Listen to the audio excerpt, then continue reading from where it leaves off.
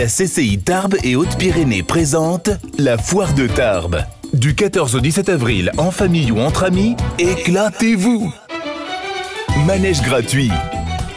Village de la gastronomie avec Bigorre Gastronomia, des professionnels de la maison, des loisirs et du bien-être à votre écoute. Et tous les jours, animation, concerts et spectacles.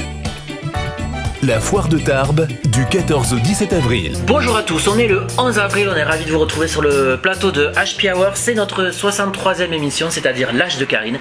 Et je suis ravi de vous retrouver en compagnie des chroniqueuses et de notre invité de la semaine, Yvan, avec qui nous allons parler musique, nous allons parler festival, le festival Saute-Mouton plus particulièrement.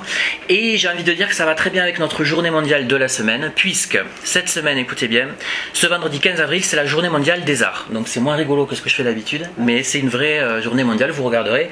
Donc c'est une journée où vous pouvez fêter les arts sous toutes leurs formes. Mais le festival dont nous parlerons, il aura lieu à la fin du mois. Voilà, vous pouvez voir juste derrière nous l'affiche avec les dates. D'ailleurs, vas-y Virginie, annonce-nous les dates. Ouais, le 29 et 30 avril. Voilà, c'est ça, on en parle dans quelques instants. De quoi allons-nous parler avec toi justement Virginie cette semaine? Des barbus. Voilà, d'où notre invité de la semaine. Je vous rappelle que Virginie nous fait une chronique mode, beauté, bien-être chaque semaine. Et donc là, on est tourné vers les barbus. C'est la thématique du jour. Donc voilà. Yvan a bien fait de venir. Karine, avec toi, on ne fera rien puisque tu es une feignasse. Non, c'est vrai. Non, elle vient m'aider pour l'interview de nos invités de la semaine. Mais vous savez que vous pouvez la retrouver chaque semaine pour sa rubrique de récup créative. Allez, tout de suite, on commence avec la rubrique de notre amie Virginie. Ce sera juste après ce jingle. C'est parti. Avis à tous les barbus, donc il y a quelques semaines on avait parlé de l'entretien de la barbe. Je m'avais fait une coupe. Voilà. On t'avait pris comme un modèle. Hein, ouais, bien. Magnifique. On avait parlé aussi d'une étude qui était parue quelques jours avant en disant que les barbes étaient en gros aussi sales que des cuvettes de toilettes. C'est voilà. Ça. Donc aujourd'hui, pas la nôtre, hein. Les nôtres elles sont bien, mais il y en a certaines. Est content. Ouais. Je vous rassure, il y a une étude qui montre le contraire. Donc là c'est une étude alors faudrait savoir. Britannique. Eh oui, mais oui, parce que les Anglais sont très. Donc l'étude américaine a été démentie puisqu'il s'avère qu'il n'y avait pas vraiment de comparatif. Par rapport à un nombre d'hommes définis, des choses comme ça. Donc l'étude britannique, elle, a fait les choses sérieusement. Voilà, entre des hommes barbus, des hommes rasés et des cuvettes de WC. 408 personnes, et donc fait des différences sur les bactéries. Donc il s'avère que finalement, les hommes barbus, même si les barbes ont des bactéries comme autre, quoi. Comme on en a partout. Voilà, mais finalement pas plus que quelqu'un qui est rasé. Et pas de différence entre les barbes courtes et les longues barbes qu'on voit maintenant, qui sont à la mode, les hipsters et tout là, tu sais. Non, les hommes rasés qui peuvent se tailler, par exemple, ont à travers ces plaies plusieurs bactéries qui s'infiltrent dedans. Et que n'ont pas les hommes barbus. Voilà. D'accord. Donc amis barbus, le résultat étant très surprenant, continuez à laisser pousser. C'est sexy. Voilà, en plus. Voilà, c'était l'avis de Karine. Merci pour... Donc en fait c'était presque un démenti de ta chronique d'il y a quelques semaines. En fait c'était ça la chronique de Virginie. Aujourd'hui c'était le démenti de sa chronique d'il y a 3 semaines. Donc elle va nous faire ça toutes les 3 semaines. Elle va démentir ce qu'elle a dit la semaine d'avant. Et comme ça elle sera dans l'émission jusqu'en 2075.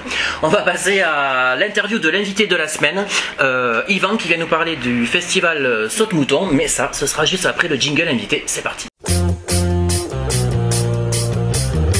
Alors on reçoit Yvan cette semaine qui vient nous parler du festival Saute-Mouton qui aura lieu les 29 et 30 avril prochains à Nestier, c'est ça? Oui. Alors où est Nestier déjà pour les gens qui nous regardent? Alors Nestier, c'est le canton de Céloron de Nest, c'est à côté de Almezan. Et c'est en fait on est accueilli sur le village parce qu'il y a une colonie EDF, donc qui nous accueille en fait sur le site de la colonie.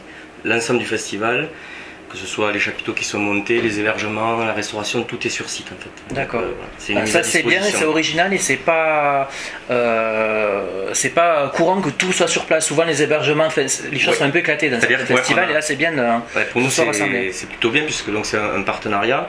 Les gens peuvent camper, donc on a un espace camping sur place et les groupes qu'on reçoit dorment, mangent et jouent sur place. D'accord. Voilà. Ça c'est aussi original. Ça facilite pas mal l'organisation. Oui, en termes de logistique, ça doit être beaucoup plus facile. Alors justement, comment est né ce festival et quelles sont les personnes qui l'organisent, qui participent à toute cette logistique? Alors l'association qui s'occupe du festival, c'est une association qui s'appelle Rezabouk, qui est sur le canton et sur le pays des Nestes en général, sur un territoire un peu plus large, depuis 2009. On organise des concerts à la Maison du Savoir, la salle de Saint-Laurent, en partenariat avec Madame Tibini, la directrice.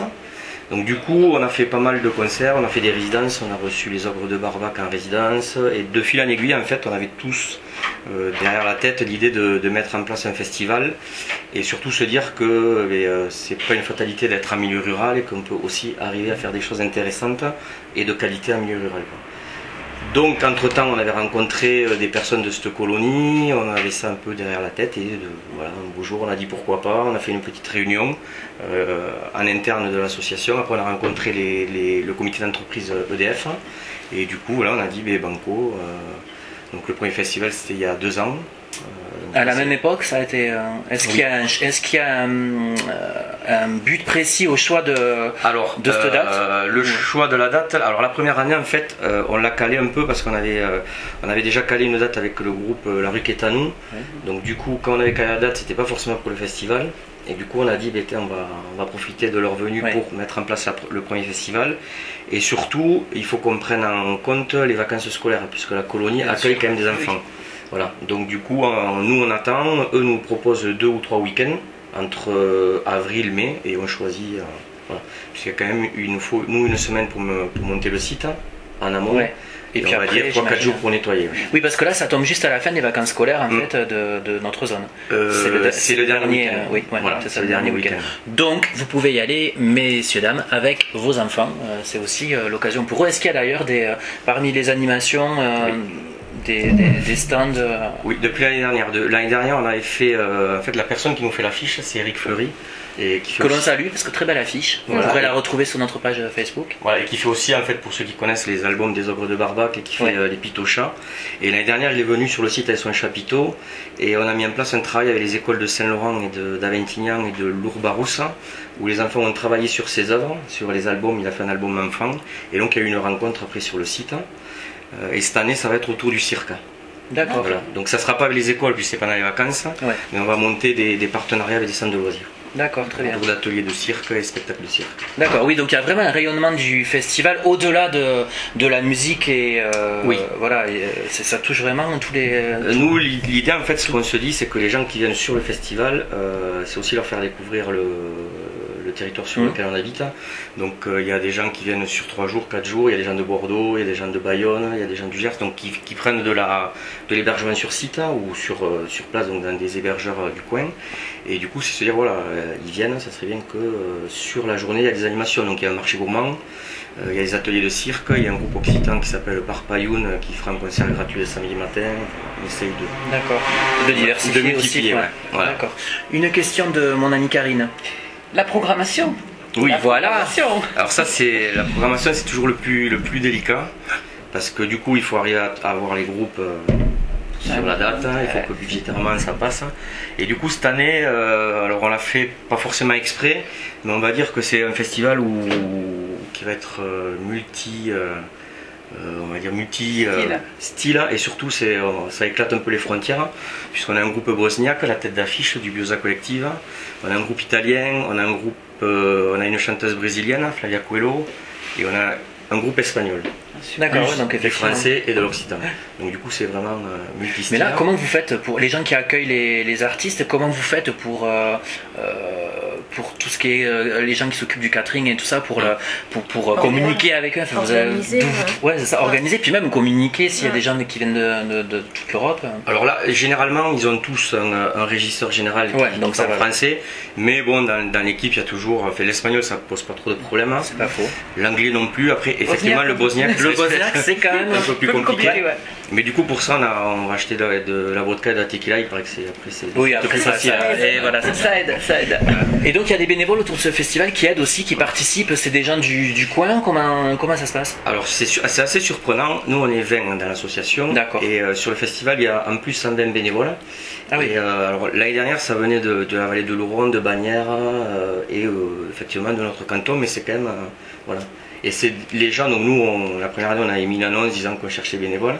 Et en fait, c'est eux qui viennent, qui nous appellent, qui disent on aimerait venir.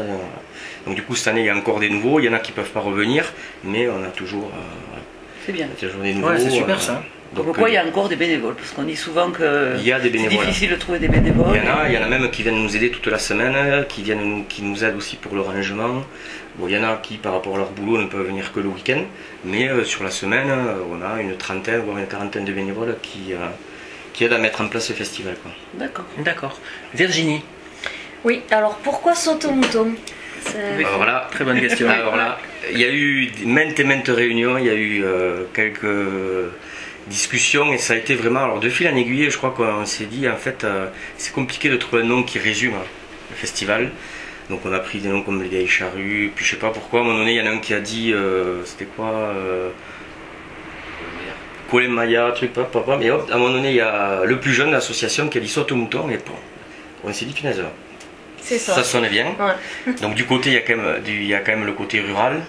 C'est vrai. Voilà, et il y a le jeu, pour faire un saut-mouton il faut être plusieurs, pas tout seul, donc on s'est dit pourquoi pas, et voilà. Alors au début effectivement c'est surtout les politiques, les collectivités locales qui ne comprenaient pas trop. Oui, c'est surprenant. Oui, c'est surprenant. C'est quoi, c'est un festival de jeu, voilà. Mais, oui.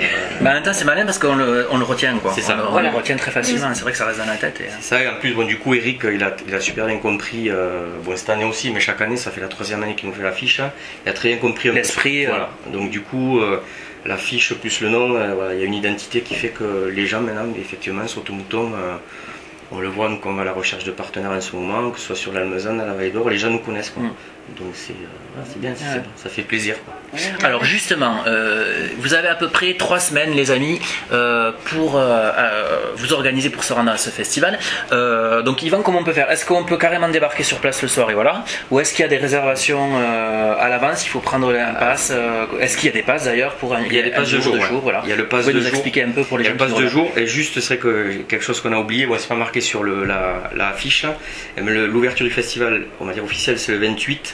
Alors on en parle après sur un livret qu'on va distribuer. En fait, on tient absolument à ce que localement les gens soient investis. Donc on fait un premier concert dans le café du village à Estier. D'accord. Où on lui amène le groupe, voilà. Donc lui il sort sa buvette, tout ça. Donc du coup voilà.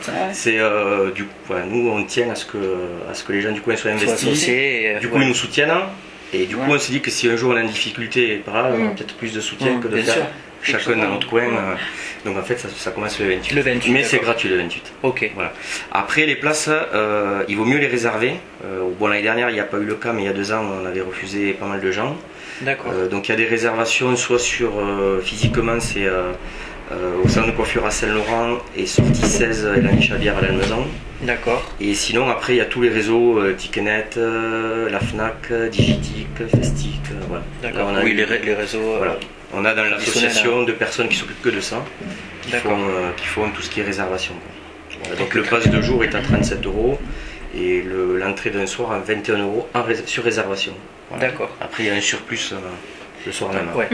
Ce qui est le cas souvent dans les festivals. Je te sens frémir. Je veux dire quelque chose.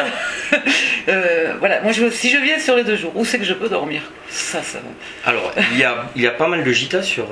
Ou alors si vous voulez faire du camping, c'est gratuit. Parce qu'il y a le camping, c'est gratuit. Alors voilà, il y a un camping gratuit. Donc là on a 3 ou 4 bénévoles qui s'occupent du camping. C'est-à-dire qu'il y a un petit déj le matin qui est servi. Il y a une petite épicerie en journée pour si les gens n'ont pas tout sous la main, voilà. Super. L'année dernière, il y a eu un concert pour le camping. Donc cette année, il va y avoir des animations, volées, pétanques, enfin, voilà, on essaye de... D'accord. Parce que les gens ne s'ennuient pas trop. Et après, sinon, il y a tout un réseau de gîtes. Il y a l'hôtel de Castéra, il y a le Montares en Estier. Et après, il y a beaucoup de gîtes sur site. Et là, je conseille aux gens de rentrer en contact avec l'Office de tourisme à Saint-Laurent. Et voilà, ils sauront les... Vous avez les coordonnées de l'office de tourisme qui s'affichent sur votre écran actuellement, donc n'hésitez pas à les contacter. Vous avez aussi le lien pour votre page Facebook sur laquelle on est allé avec Karine. Vous avez peut-être une dernière info à rajouter auquel on n'aurait pas pensé? En fait, pour que les choses soient plus simples, c'est que les gens se rendent sur le site du festival. D'accord. Qui vient d'être remis à jour, vous nous disiez hors antenne. Donc vous avez les coordonnées qui s'affichent sur votre écran, n'hésitez pas. Il y a toutes les infos, voilà, sur la billetterie, hébergement, programmation, les horaires. C'est impeccable. Tout ce que vous voulez savoir sur le festival Saute-Mouzon, c'est sur ce site. Ça s'affiche en bas de votre écran. N'hésitez pas à y faire un petit tour. Merci beaucoup, Yvan, d'être venu nous voir avec votre barbe, donc, qui a beaucoup plu à Virginie. J'ai appris des choses. Voilà. On se retrouve la semaine prochaine. Ce sera une émission spéciale en direct de la foire de Tarbes et en public. Donc n'hésitez pas à venir nous rendre visite. D'ici là, bonne semaine à tous et donc à la semaine prochaine. Ciao.